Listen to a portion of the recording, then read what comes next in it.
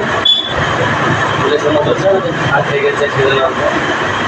ওই ইনচার্জ দিয়েছে, চলে গেছে তো ছেলে। এবার কাজের ছেলে পুরো না দেখে বোঝা যায়।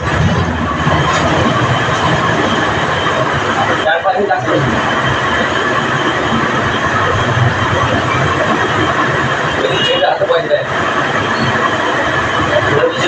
500 টাকা খাতে করি, তারপর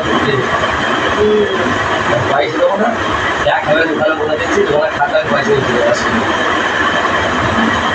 ঠিকাদার কম তো চালাক না, যে লোক তো ভরসা নাই, এটা 500 টাকা দিন হাত ধরে 1 টাকা দিন পয়সা চলে যাবে। হ্যাঁ, পয়সা তোমার দোকানে বলে দিই, আমার নাম করে খাতায় পয়সা দেবো। ভালো বুদ্ধি করেছিল। আমারও ভয় লাগছিল, আমি আগের ইনচার্জকে জানিয়ে রেখেছিলাম। আর আমরা বলো যে তোমার লাগবে না। তারপরে একদিন রাত্রিবেলা ওই 3টে ছেলে আর ওই ইনচার্জ এসেছিল, আমার এই 3টে ছেলে কিন্তু দেখে রাখো।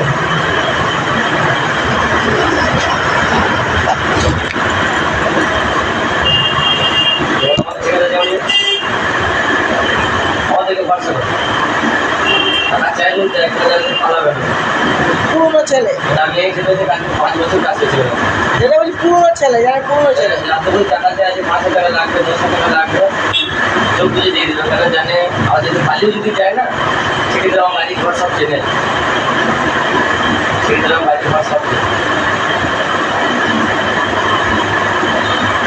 আমি যেমন দেখবে ছেড়ে এলো, একটা ফোন কিনে দেবো, এই ফোনটা কিনে দিয়ে গেল, আমি 1 মাস মাইনে টাকা নিয়ে নিয়েছি, এই টাকাটা পুরোটাই পাবো। ফোন আটকে আমি টাকাটাই পাবো, সেটা আমার বিশ্বাস কাটতে দিয়ে গেছে। এমন যেন নিয়ে গেল, কাটতে ফোনটা কিনে দিয়ে গেল।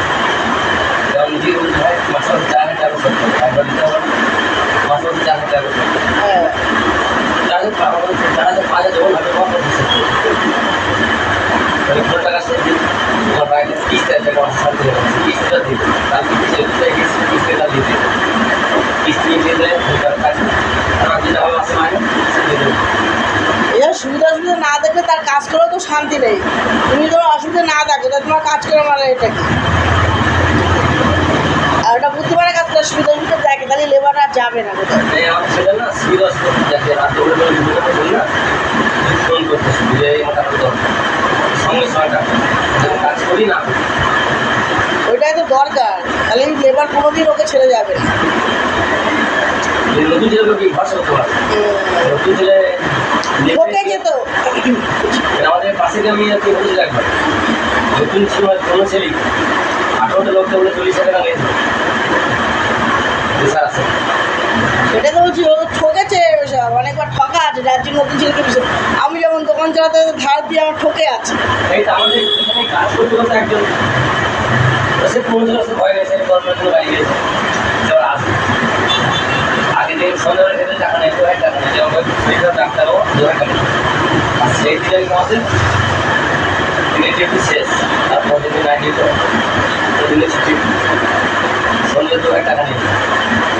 সেটা বলেছে যে আমার থেকে আমি তো বলে এখন লাগে বেঁধে দিচ্ছি, ওই আমার প্যান্ট তো আমি আমার ধরে টাকাটা দেখছি সন্ধ্যাবেলা বাড়ি সে ব্যাগকে কিছু নিয়ে যায় না, ব্যাগটা আধার কার্ড জমা আছে, ব্যাগ কিছু জমা আছে, শেষ জমা আমাকে ধরে দিয়েছে।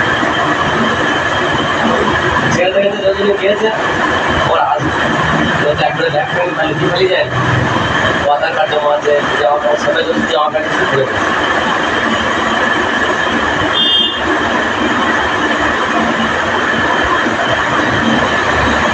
এদেরকে কিছু কিছু খুব বিশ্বাস করে, এই যেখানে যে ছেলের বই আছে, যেগুলো বই আছে না বই দিয়ে বলছিল, ওই ছেলেটা যে গানে সেটা 38,000 টাকা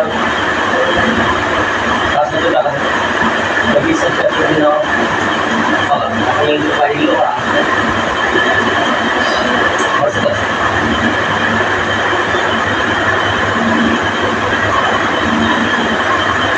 বিশ্বাস তার ভরসাটাই হচ্ছে মেন জিনিস মানুষের, জানো তো। আর লেনদেন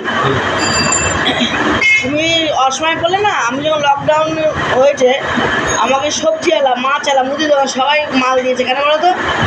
বিশ্বাস আর লেনদেন, জানে ওর টাকা থাকলে লেনদেন করে দেয়।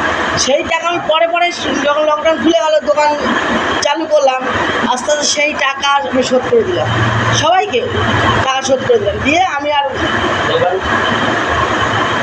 তুমি গ্যাস ভাড়া দেয় গ্যাস কেউ কেউ ধার দেবে। হাজার তো আমি এখানে গ্যাস দিই ফোন করে আমার গ্যাস হয়ে যায় পয়সা দুদিন পয়সা নাই বাইরে গ্যাস ওইগুলো পয়সা দাও আর গ্যাস আর ওটাই তো আমি দোকান চালিয়ে একটু অসুবিধা হয়নি আমি ওদেরকে তিনজনকে দিয়ে নাম লিখিয়ে ইনচার্জকে জানিয়ে, ইনচার্জের সঙ্গে একদিন রাত্রে এসেছিলো, ও দেখালাম। তারপরে একদিন এসে বলছে কি ওরা তিনজন চলে গেছে, তো কত টাকা আছে খাতাটা দেখালাম, ওদের নাম লেখা ছিল, ফোন নাম্বার লেখা ছিল, 200 টাকা মতন হয়েছিল, দিয়ে দিয়েছে। আমি ওই যে নতুন ছেলেদের দিই না তো, আমি অনেকবার ফেসে গেছি, অনেকবার ফেসে গেছি। ঘাটের টাকায় মাল কিনে লোকের ধার দিয়ে টাকা মেরে চলে যাবে, এর মতন কষ্ট আর আছে? তুমি বলো তুমি।